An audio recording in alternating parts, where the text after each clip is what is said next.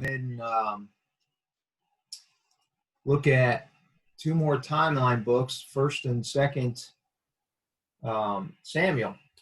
And I always like these two books. I tend to get a lot of examples. A lot of stuff happens here, pivotal time in Israel's history.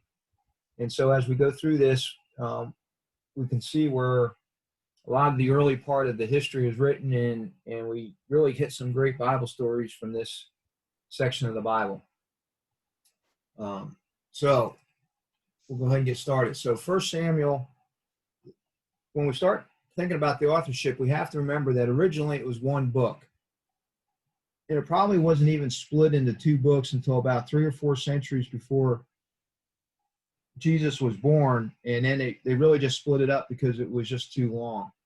So it was originally one long book. In First Chronicles 29:29, and we'll talk about Chronicles next week, but Chronicles, which was probably written after the exile, says, "Now the acts of the king of David, from first to last, were written in the Chronicles of Samuel the seer, and in Chronicles of Nathan the prophet, and in the Chronicles of Gad the seer." And the word seer and prophet could really be interchanged there. The Hebrew word is nabib, or mouthpiece of God. So the one who speaks for God, the one who got the revelation from God. And so it says in Chronicles that everything about David was written basically in the books of Samuel, Nathan, and Gad, which is all together as one book of Samuel. And so Samuel is traditionally credited with writing chapters 1 through 24. And Samuel dies in chapter 24, or actually, I guess in chapter 25. So he obviously couldn't write anything past that. And so everything after Samuel 24, so the last part of First Samuel and all of Second Samuel, is been traditionally attributed to Nathan and to Gad. And Nathan, you recall, is the prophet who confronted David when he had his affair with Bathsheba. And Gad was also in the court of David. So they would have, firsthand knowledge what was going on certainly in David's court. And Samuel knew everything that was going on before that. So these who get the authorship. The main concept, now even though it's one book, it was split into two. Both of them are timeline books. We gave each one of them a main concept in the first night. And if you remember, the concept of First Samuel was monarchy. And I would add to that it was established in Israel. Again, as we talked about last week, from the time that they came up out of Egypt, they didn't really have a king. It was a theocracy. God was in charge. God was supposed to be the one who was providing for them. God was the one who would protect them.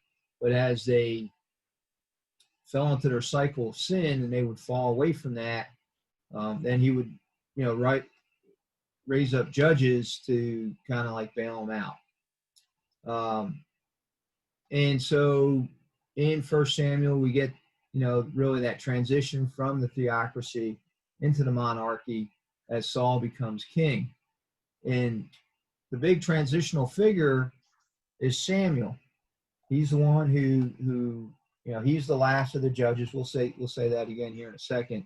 But he just, and it describes the first two kings, Samuel, First and Second Samuel together, describe the first two kings. It describes Saul and David. And, you can almost think of it as that's really kind of along with Solomon, is the peak of Israel's existence. Key chapter, again, if you remember back to that first week when we laid out all the timeline books, the key chapter was chapter 8, because that's when Saul becomes the king. Now, the time frame for this, and we have several of them, and these are rounded numbers, and hopefully these are starting to kind of fall into place for you. So, not that you need to remember them, and not that you have to, but as we go through this series, and by the end of it, we should be able to say, okay, we have somewhat of a timeline. So Abraham's call, again, in a round number, was somewhere around 2090. Again, BC, I didn't put any of that in there. All these dates are BC. So Abraham got the call. God told him to, leave his father's house and go to a land that he would show him around 2090. The Exodus, we've talked about the last couple of weeks, happened in 1445. Of course, then the conquest 40 years later, so 1405, they would go in for the conquest. But the birth of Samuel starts at about 1100. Now, using some extra biblical history writings and what we know about astrology, dating in the 10th, 11th century BC starts becoming very accurate, because we know and we can figure out when there was eclipses, and whether that would be a lunar eclipse or a solar eclipse, and big astronomical events. So we can figure that out. So dating by around the 10th or 11th century BC starts to become becomes a lot more accurate. Saul was crowned in 1043 in 1 Samuel 8, and then the death of Saul was about 1011, which is the end of 1 Samuel.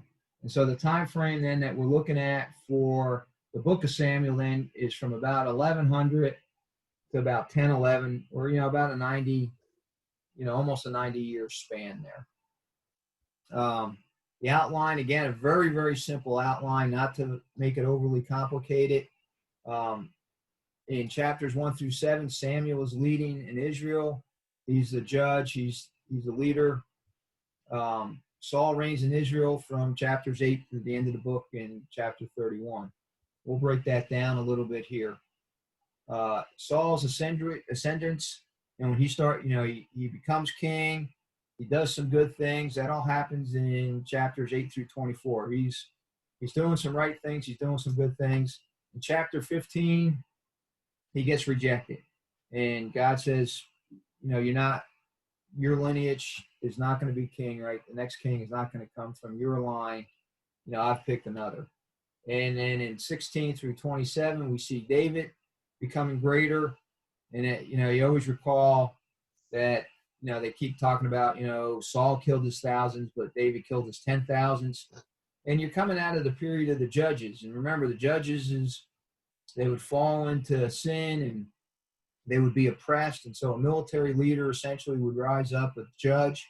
He said that would be like a deliverer would rise up, and they would, slay the oppressors.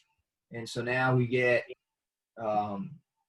David starting to arise, and Saul was being rejected. And then we see in the last 3 chapters of the book, Saul's demise. He does some really bad things at the end of 1 Samuel, and then he winds up basically taking his own life there in chapter 31. We'll talk about that here in a little bit. So let's talk about Samuel. His name actually means, his name is Elohim. Whenever you see the El at the end of a name, that's kind of shorthand for Elohim. And so his name is Elohim, and Elohim is the most generic name for God. It just means God. Now, his name kind of sounds like heard by Elohim or heard by God. And so, again, if you look in some study Bibles, you look in some commentaries, they'll say his name means, heard by Elohim, as opposed to his name is Elohim, or the name of God. His role is he's the final judge. He's the final judge in that dark, dark period of Israel's time frame, the time of judges. He is actually the 14th judge to come. Remember, we had 12 last week. We had Samuel this week as the last judge, and then in between there we had Eli, and we'll talk about Eli here in a couple minutes. Samuel is also the first significant prophet since Moses. Now, remember, we said that Moses acted as a leader. He acted as a king, although he wasn't a king. He acted as a leader. He acted as a priest, and he acted, as a prophet, which is exactly what we say that Jesus is. Jesus is the king. Jesus is a prophet. Jesus is our our high priest that we read about in Hebrews. So again, filling all three roles, which, we'll see doesn't really ever happen, but Samuel is filling all three of those roles. He is a Levite from the tribe of Levi, who were the priests. So he was a priest. He was acting as a judge, a leader of the nation. So kind of like a king, and he was a prophet. So again, all three roles we see in Samuel. Like I said, first time since Moses we see that happening. So this is just a picture of Hannah delivering Samuel to the temple. And remember, in the beginning of Samuel, Hannah's praying for a child. She can't have one. She's barren. Elkanah, her husband, who really loves her, winds up taking a rival wife, which nothing ever good comes out of that. But Hannah prays for a child, and she's praying so intently that Eli, the priest, actually thinks that she's drunk. And she says no, she's just praying for a child. She finally has a child, and then she lends him to the Lord, right? So again, this picture is probably, I don't think it's very accurate at all, but it at least shows the approximate age that Hannah then just took Samuel to the temple, and she would only visit him once a year and bring him a new set of clothes. And so here she prayed for this child, begged for this child, and she finally gets the child, turns him over to God, into the service of God. And so what a leap of faith by Hannah there. As the story progresses, we see that Samuel is called at a young age by God. And this is, again, kind of a famous painting of Samuel running to talk to Eli, and Eli finally realized what's going on, and he says, if you answer, just say, here I am. And so Samuel answers the Lord and is basically commissioned at that point, again, at a very young age. And he has to go back and tell Eli that, that the next judge isn't necessarily going to be from Eli's family. Why did I put that there? Oh, okay.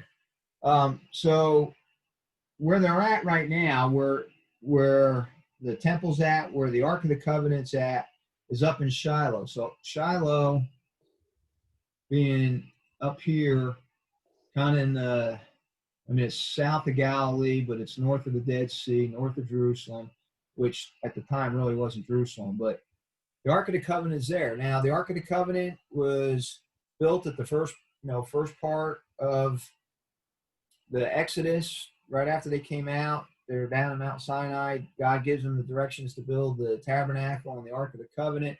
They build it. Next time we hear about it is when they're crossing the Jordan, and then we don't hear about the Ark any longer. And so now we're talking about 350 years, almost 400 years since it was built, but we don't hear anything about it. Now we know that it's in Shiloh. Well, you can see down in here, you got Philistia, right? The Philistines are there, like Ashdod and Gath and Ekron. They're all Philistine cities there. What happens is again, there's warring going on between Israel and the Philistines, and Eli's sons, Phinehas and can't remember the other guy's name. We'll see it here in a second. Hobnus. They said, hey, look, if we trot out the Ark of the Covenant, that'll spur our people on. We'll win the war, and that kind of starts to happen. So they take the Ark from Shiloh and they move it down. What happens is that initially it does kind of scare the Philistines, and it does kind of help the Israelites, but God says, hey, I'm not this magical thing you can whip out and use whenever you want, and certainly not a symbol of me. So the Israelites lose the battle, and in fact, the Ark gets captured, and they take it down to Ashdod. I'll talk more about that in a second. And so in 1 Samuel 4:17 and 18, it says, he who brought the news answered and said, Israel has fled before the Philistines, and there has also been a great defeat among the people. Your two sons also, Hophni and Phinehas, are dead. So that's Eli's sons. And they were scoundrels, right? They were not good. Again, we're in the time of Judges, spiraling down. Even the good people towards the end of Judges are bad. I mean, we had a priest who winds up cutting up his concubine and sending the pieces all over Israel.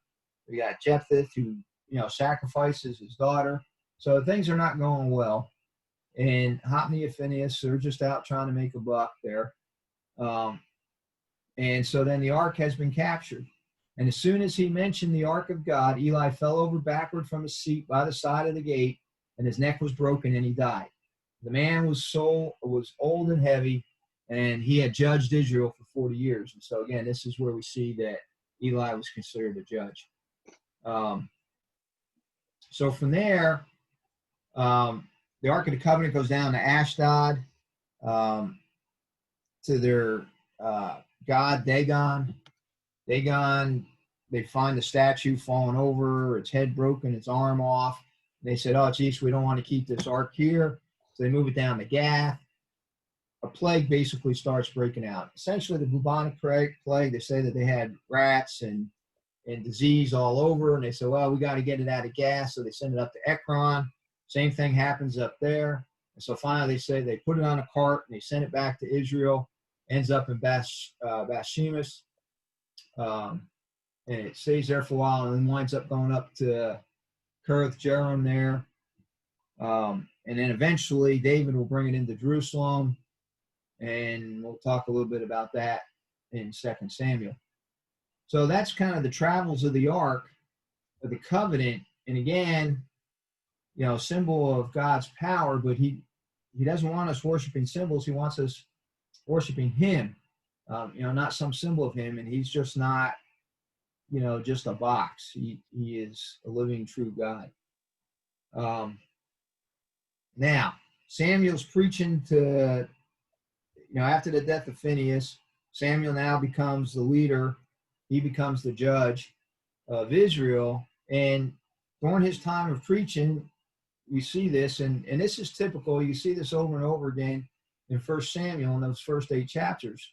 But in chapter 7, again, this is a typical thing here. It says, Samuel said to all the house of Israel, if you are returning to the Lord with all your heart, then put away the foreign gods and the Asherah among you, and direct your heart to the Lord and serve him only, and he will deliver you out of the hand of the Philistines. So the people of Israel put away the Baals and the Asherah, and they served the Lord only. And so, again, just another cycle of judges right there. And continuing on in chapter 7, he says, Samuel judged Israel all the days of his life. He went on circuit year by year to Bethel and Gilgal and Mizpah, and he judged Israel in all these places. Then he would return to Ramah, for his home was there. There also he judged Israel, and he built there an altar to the Lord. So, again, acting as a priest, acting as a judge, and he was a prophet. So, again, all 3 of those things. And, again, just kind of like a forerunner to Jesus. This is exactly what Jesus is, all pointing to him in that line there. So, in chapter 8, we see now we get Saul, and he becomes the king. Now, God always had a plan to have a king over Israel, because he knew that they were all going to have, all those nations had kings, and he knew that Israel eventually was going to need to be a king. In fact, way back in Deuteronomy in chapter 17, he says, you may indeed set a king over you whom the Lord your God will choose. And so, again, always God's plan. However, Saul was the wrong kind of king at the wrong time, and probably for the wrong reason. Again, and we kind of looked at that this week in the sermon. 1 Samuel 8:20 says, and that our king may judge us and go out before us and fight our battles. They wanted to be like everybody else. They wanted to have a king who went out and fight for him and all that. And so it was really kind of like for the wrong reason that they wanted it. And it was also wrong timing. God wasn't ready yet for them to have a king, and it wasn't the right person, because as we know, David was really that person, but Saul was the archetypical king of that time, right? He was taller than everybody, he was just bigger than everybody else. You know, he was handsome. He was the man. He was the guy to go out there and lead the Israelites into battle. But he wasn't really God's choice. He was the people's choice. And so God gave the people what they wanted, which kind of goes into the whole thing of be careful what you ask for, because you just might get it. And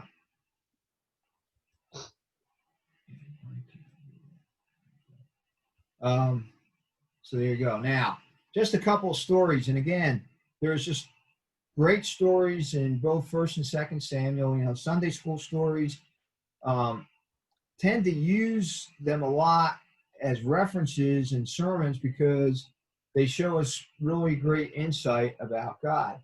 And the first one that we see in 1 Samuel 13, you see there where Saul is really trying to do good things. He's done some good things for God, but then he starts getting a big head. He starts thinking he's better than he really is. He starts really getting in there. And just before they go out to battle, he wants to sacrifice to God so that they would have a successful battle. Now, Samuel tells them, don't do that. Wait for me. And, of course, Saul doesn't want to wait. And so eventually he performs the sacrifice. And Samuel shows up and says, what have you done? You weren't supposed to do that. Because, again, only a Levite could sacrifice, not someone from a different tribe. Had to be a Levite to make the sacrifice. So, again, we start seeing Saul, start to fall apart here because he's not following God's direction. He's impatient. He's not waiting on God. And so we see there, Samuel said to Saul, you have done foolishly. You have not kept the command of the Lord your God with which he commanded you. Then the Lord would have established your kingdom over Israel forever, saying, hey, even though you're not my choice, if you would have done what I told you to do, I would have made your line be the king forever. But you didn't do that. But now your kingdom shall not continue. The Lord has sought out a man after his own heart, right, which turns out to be David, and the Lord has commanded him to be the prince over his people. Now, that's an interesting term. It doesn't say the king. It says the prince. Because God is still going to be the king. God's still in charge.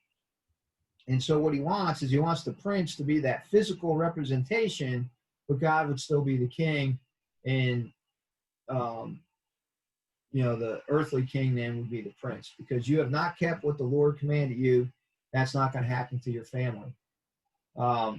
And then the second thing, and the thing that really tipped it over the edge, was when Saul was told to go out and defeat the Amaleks. And the Amaleks were somebody from all the way back in the Exodus that kept harassing Israel. They kept warring with them. They were just these sinful people, and God wanted them wiped out. He told Saul to go do that. And again, he doesn't do it, right? He keeps the king because he wants to embarrass him. In 1 Samuel 15, 8, 9, he says he took the king, or he took Agag, the king of the Amaleks, alive, and devoted to destruction all the people to the edge of the sword. But he wasn't, he was supposed to kill everything. But all the kings of the time, they would take their spoil, and part of that spoil was supposed to be the king. And you take them, you cut their thumbs off or their toes or whatever, you make them grovel under the table for food to show people how much better they were. Verse 9, he says, but Saul and the people spared Agag and the best of the sheep and the oxen, of the fatted calves and the lambs. And all that was good, and he would not utterly destroy them. That was despised and worthless. They devoted to, all that was despised and worthless. They devoted to destruction. So he only half followed what God told him to do. He wasn't following the plan. And so God said, that's it, I'm done with him. He's just not going to be king anymore. And so then we see where David gets anointed. And then we get the chapter that makes David famous, right? 1 Samuel 17, you got David and Goliath. Everybody from the Israel side is afraid to go out and fight Goliath. David, the little shepherd boy, shows up and says, hey, who's this that's defaming, our God, the Lord of heaven and earth, right? The God of Israel. So he goes out and he says, hey, I will, you come at me with the sword and armor, or I come with you with with a stone, but I'm going to do it for God, so everybody knows that there's a God in heaven. And he winds up killing Goliath, and this really starts ramping up David in the eyes of the people, and continually in God. We see later on in 1 Samuel 19 where Saul tries to kill David. He would play the harp for him to try to calm him and all that. And Saul just becomes more and more jealous of David, tries to kill him. David finally escapes. And then we see David on the run, right? Chapters 21 through 24. And this is just kind of a map of, where David did a lot of hiding out. He spent time down in the wilderness here in Engedi. That's kind of a nice place right there next to the Dead Sea Scrolls, kind of like an oasis in there. We'll talk a little bit about Engedi here in a minute. He goes out over into the desert in the Moab. He comes back. He spends time, in Ziklag, pretending to be friends with the Israelites. Time up in Gath. I mean, he just kind of all over. There's stories about him in Adullam there too. That's where he picks up the 400 people, right? All these outcasts who are basically disenfranchised by Saul, and so they want to follow David, and so they do.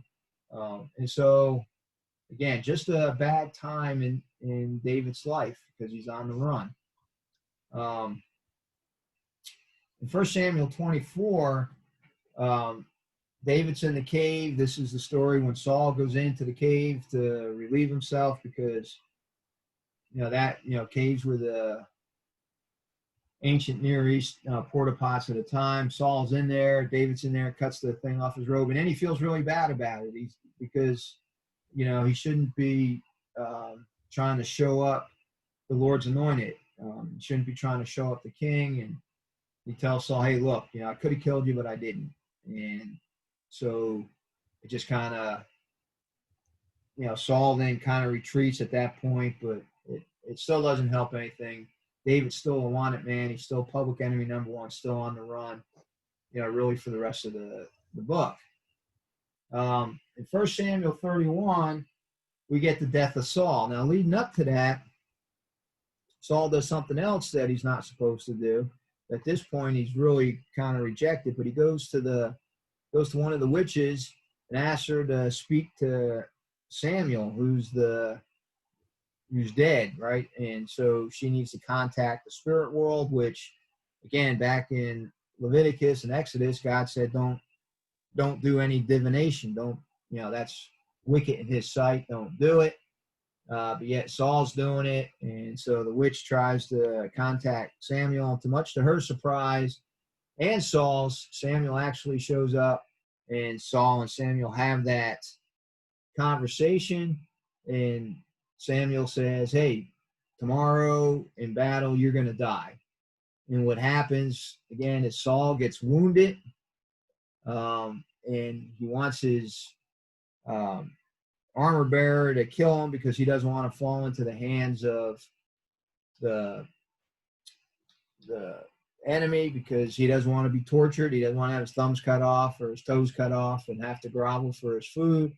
And, the armor bearer won't do it. So finally, Saul throws himself on the sword. Of course, in 2 Samuel, the first chapter, someone comes and tries to take credit of that with David, and David has him killed because no one should have taken the life of the Lord's anointed. And so that just shows David, how David felt about God.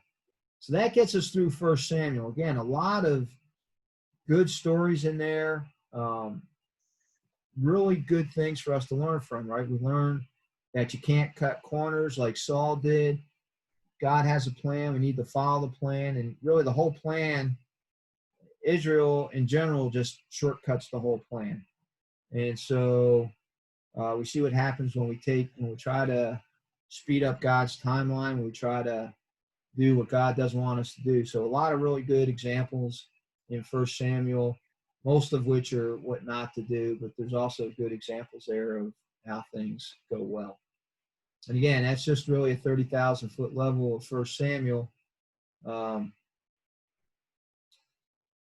we'll, and again, you know, when it comes time to reading the Old Testament, First Samuel is an easy book to kind of read through because it's there's a lot of action. It's good, fast paced, and just kind of fun to read. But again, a lot of good examples in there. So that takes us to 2 Samuel. Again, just a continuation of 1 Samuel. Main concept of this book is David and his kingly reign.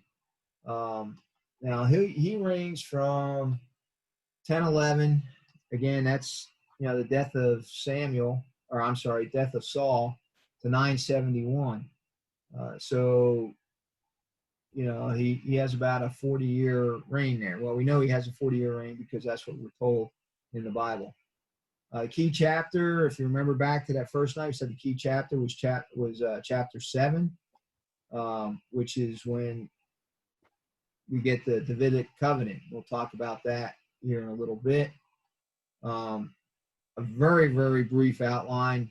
You have David reigning over just Judea in chapters 1 through 4, and then David reigning over all of Israel in chapters 5 through 24. And so let's talk about that. After the death of Saul, there was kind of a civil war in Israel. Kind of a preview of the divided kingdoms that would happen after Solomon's reign. But David was the rightful king. Why is that? I'm going to stop sharing for a second. I want to check something on my connection here. Hopefully, we'll be okay.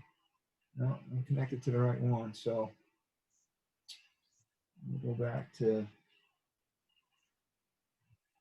we'll do this again. Share.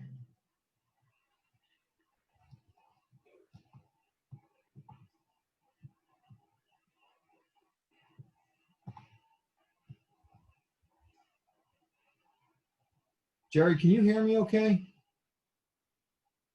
Okay. I can hear you. Okay. So again, David was the rightful king because he was anointed, right, by Samuel to be the king, but he was opposed. Ishbosheth, I know I'm probably saying that wrong, but Saul's son, he ruled over the north, and so you had all these loyalists, all these people that thought Saul should still be the king. They were still all in there. And so the kingdom was split. And there was 7 years of turmoil. And during that time, David's power, in the south really increased. In the north concedes. And what happened really was that Saul's right-hand man, Abner, after the death of Saul, he threw his weight behind Saul's son. And so for about 7 years, there's a little bit of warring back and forth. There's a lot of turmoil. Finally, Ishbosheth there dies as well as Abner. And so then when that happens, David's able to consolidate the United Kingdom and get everybody back together again, all 12 tribes. And so on this map here, again, just kind of like a little preview of what we're going to see next week when we see the kingdom split.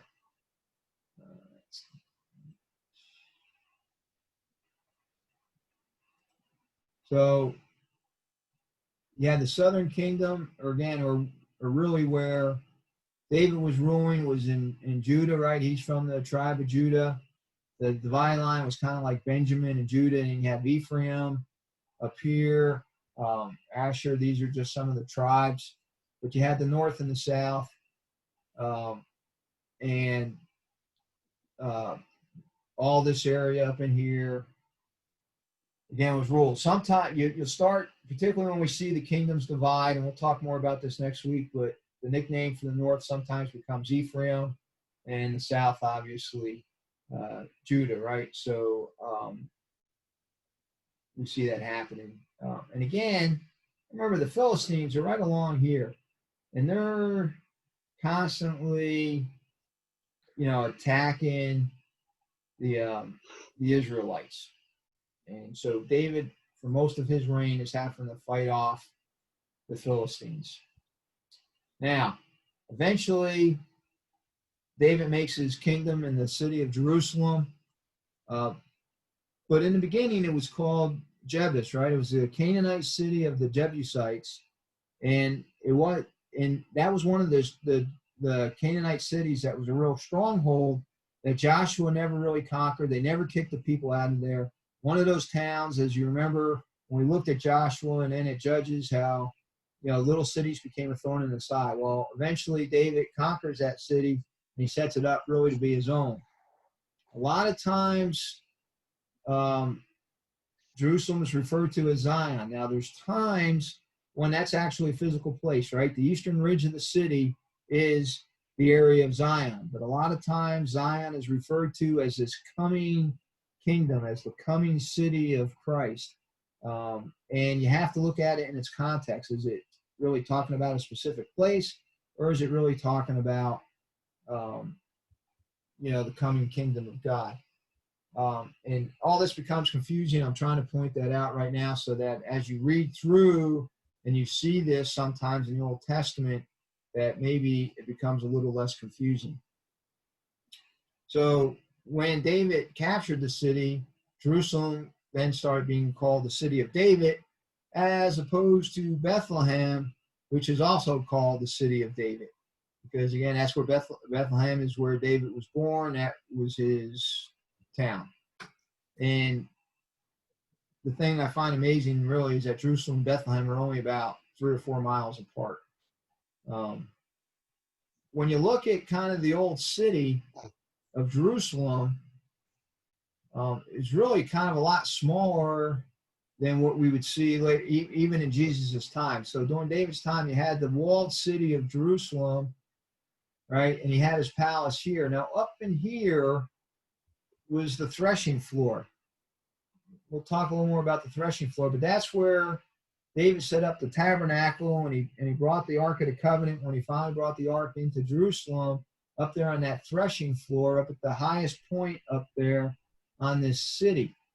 Now, he didn't build the temple, right? Solomon did. That was later on, but certainly that all turns into the city. Now, as we look at this outline right here, right, this is the walled city that the Turks put up much later on. That's kind of, where Jerusalem's now. Of course, Jerusalem's all outside all these gates, much bigger than any of all this now. So the house of David would be, and this right down in here is like the city of David, right? That's what we were just showing back here on this previous shot. It was right in there.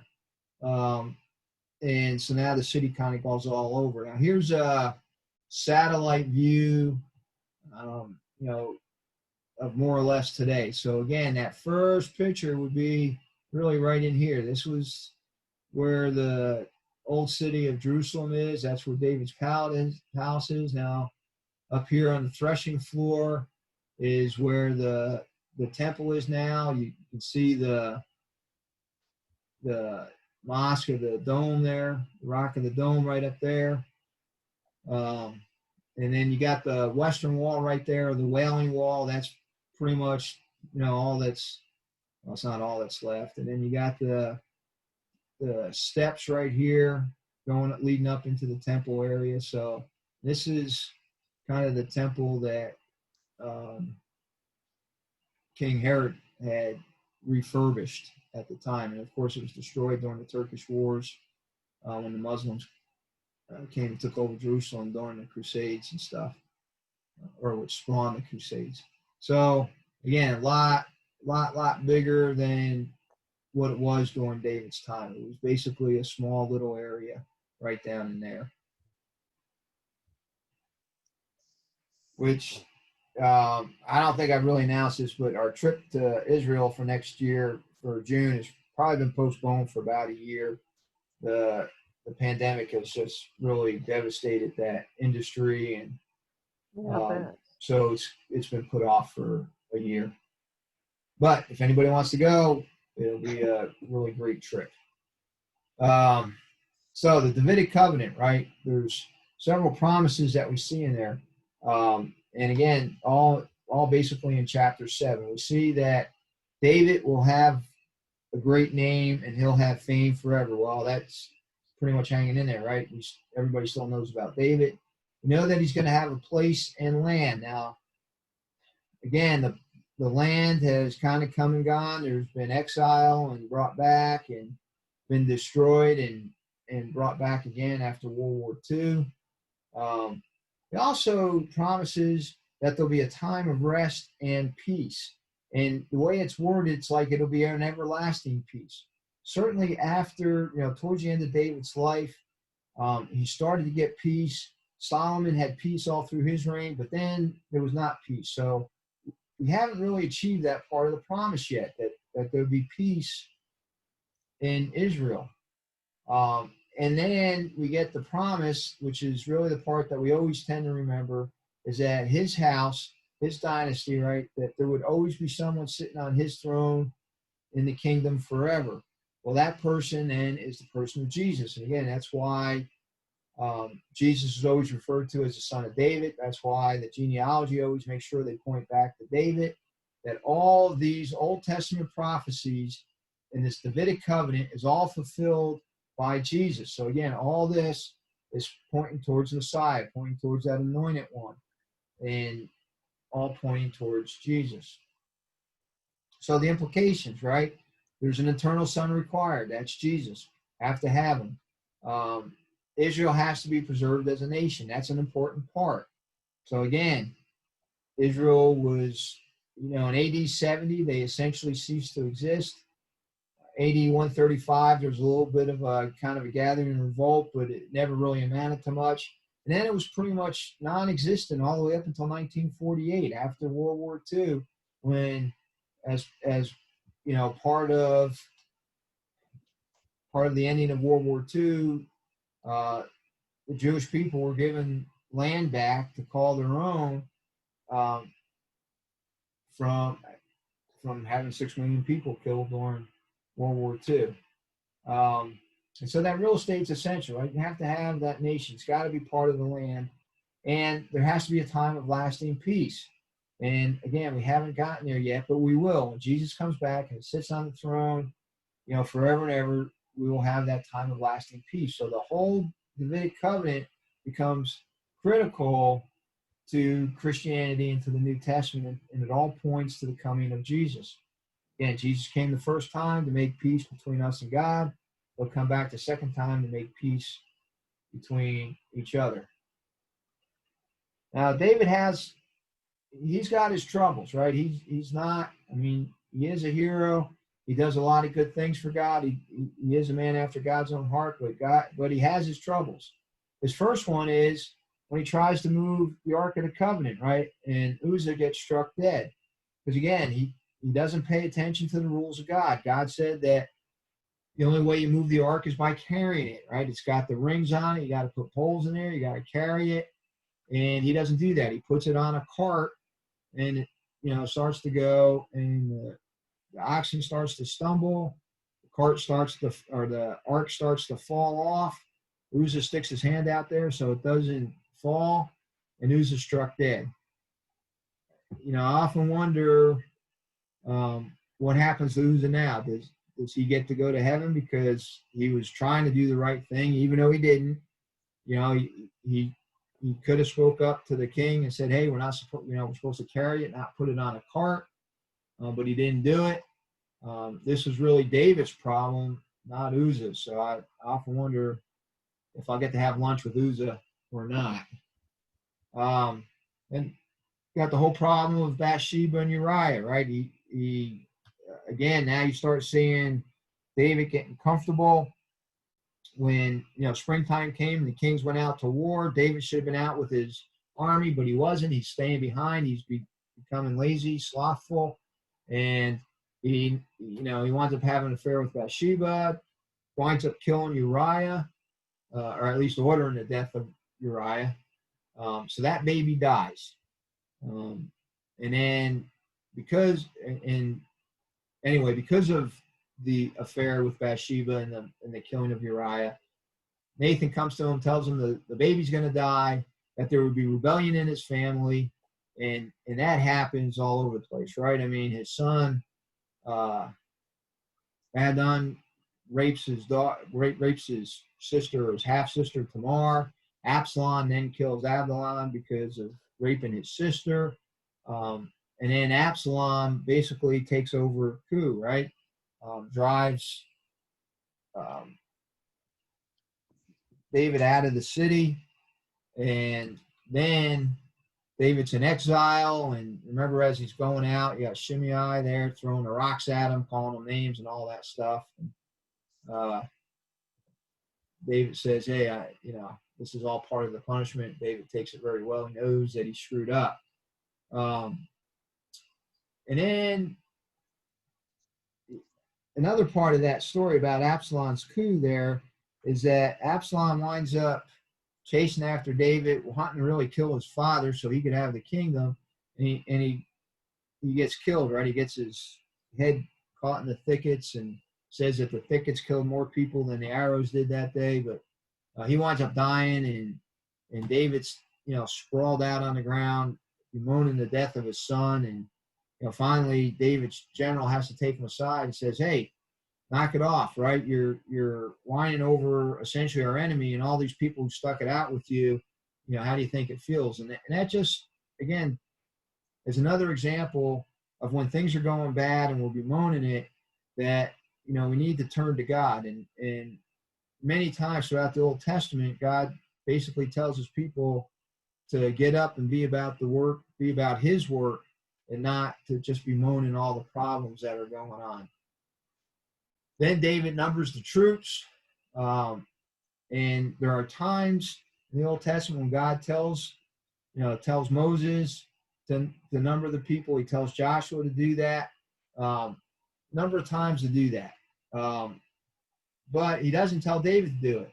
In fact, David's the one who in Psalm 20 wrote, "Some trust in chariots, some in horses, but we trust in the name of the Lord our God." But again, David he stumbles. He has a problem, and he wants to find out if he's strong enough to take on the enemy. And he numbers the troops. Well, there's punishment because of that, right? And God says, "Hey, you could have basically you could be at the hands of your enemies for 3 months, or you can have pestilence throughout the land for 3 days." And David says, "Well, I'd much rather be in your hands than my enemy's hands."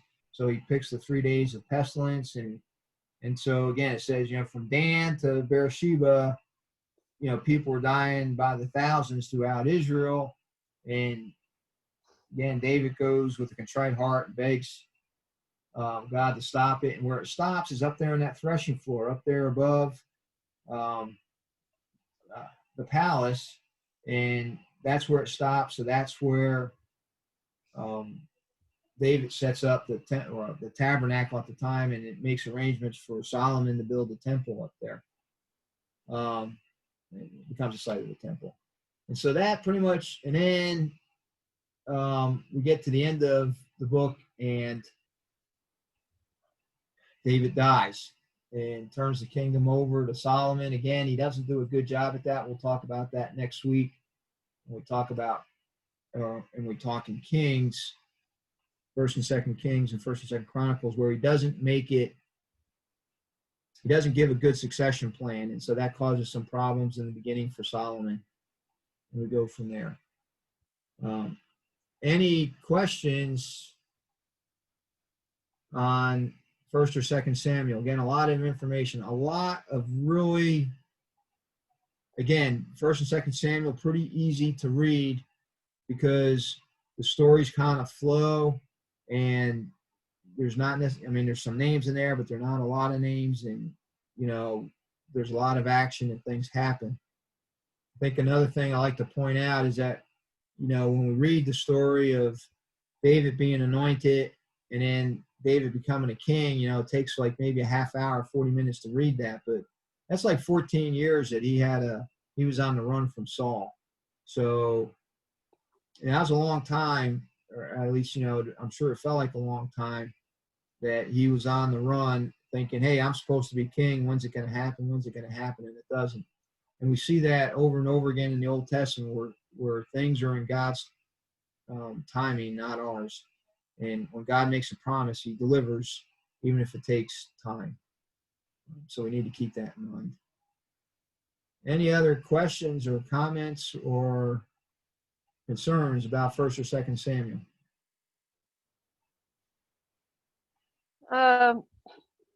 Not necessarily concerned about it, but I've always just really struck by David's humility throughout all this stuff. That when he's confronted with his wrongdoing, he accepted and repented, asked for forgiveness, and he didn't.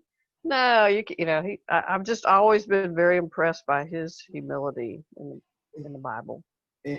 Denise, I think you're absolutely right. And then again, that's why David's always considered to be a man after God's own heart, right? It's because of his humility.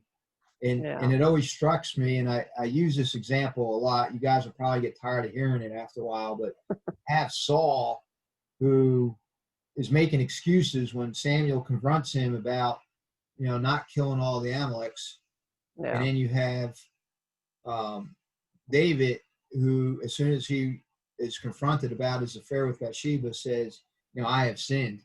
Yeah. And, he immediately repents and is contrite. Well, and just waiting, so long, knowing that he was God's anointed and not doing every opportunity he could have done something to Saul, and then putting up with that Shimei guy, screaming stuff. I mean, just, I was just always struck by his humility. It's only by the grace of God. Yeah. Right. Because as he's going out, he's saying, "Hey, don't I know the king?" And I can't remember the general's name right now. It'll probably come to me about 2:00 in the morning, but he says, "Hey, do you want me to kill him?" Which, you always want a guy on your staff like that, right? Yeah. But David says, "No. I mean, don't I know that I'm the king?" And he's right. I'm leaving in humility right now because God's punishing me, and I deserve it. So. Yeah. One of these generals was Joab. Thank you. I always thought David wrote a lot of Psalms, or at least some of the Psalms, while he was out on the run with Saul's and his army. But it was an advantage for David to run from one cave to the next, and then when he became the king, he knew the whole outlay of the land. He did, right? Just like all the caves and all the terrain, and knew how to run the country and how to face the enemies in wars. Yeah, just like God had Moses wandering in the wilderness for 40 years, learning all the crooks and crannies and creeks and caves, and knew where to take the Israelites to, right? Yeah, that's right.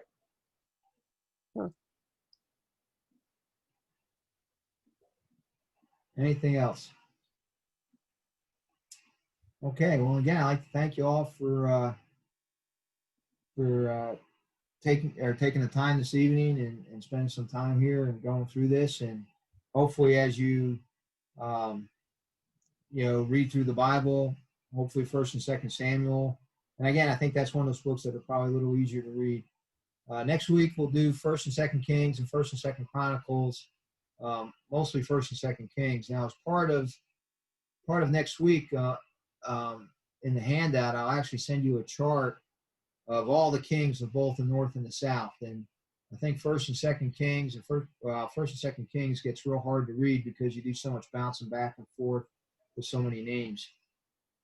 So hopefully that chart will just help kind of smooth it out a little bit. Great. I'd also like to remind anybody, if they want to, or spread the word, that we will do a come and go communion Saturday evening at Bethel between 5 and 7, and everybody's welcome, but I'm primarily doing that for people who really haven't felt comfortable coming out to church because they didn't want to be in a crowd, but I would still like them to have the opportunity to be able to have communion. And so we're doing that. That's this Saturday evening. And then, of course, Sunday morning is communion as well. So I would invite you all to prepare your minds and hearts for that we'll be at St. Peter's this week. Other than that, we'll say a prayer, and again, I thank you for your time. So let us pray. Holy God, we are thankful for your word and your revelation through your prophets about the stories and the examples that we see in Saul's life and in David's life, and both good and bad examples in those men, and how we should live and how we should serve you and be disciples of yours, and how your plan always comes together, and when you make promises, you always deliver. And even though it's not in our timeline because we're impatient, you always have the perfect timing. And we just need to understand that and put our trust in you. And Lord, I do ask that you would be with this community and with the people here. And we thank you for their attentiveness, and thank you that they're willing to spend time and learn more about you and draw closer to you as you draw them near to you. Lord, I also ask you to be with all the farmers as they're getting ready to start harvest, that you would keep them safe and keep their equipment running, allow the weather to be good for harvesting, and allow the harvest to be plentiful. Lord, I pray that you would keep us all safe until we can come together again. I pray all this in Jesus' name, amen. Amen. All right, everybody have a great evening. Again, thanks a lot. Thank you, Mike.